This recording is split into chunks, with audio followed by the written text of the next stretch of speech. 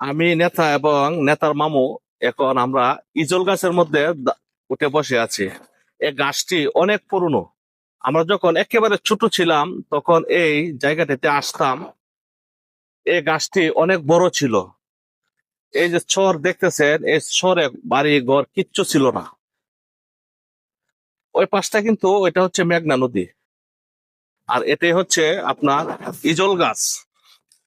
এই গাছটির বয়স আদৌ কেউ বলতে পারবে না গাছটির বয়স কত।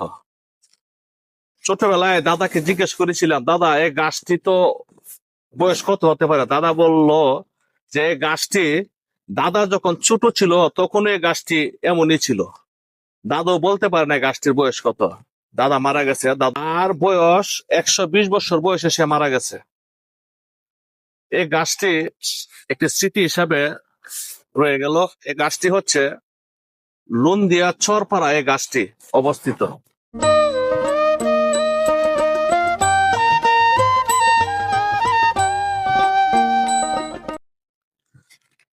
আপনাদের সামনে এই ইজল গাছটি তুলে ধরলাম। এর সময়ের মধ্যে কত মানুষ দুনিয়া থেকে হারিয়ে গিয়েছেন, কিন্তু এই গাছটি রয়ে গেছে। গাছটির বয়স কেউ বলতে পারবে না, কেউ বয়স কত। খুব সুন্দর একটি জায়গা। এখন তো জায়গা সব ভরাট হয়ে গেছে, যেখানে ইট ফেলা, ওই পাশে ইট ফেলা, বাড়ি ঘর চতুর্দিকে ভরে গেছে। তো সবাই ভালো থাকবেন।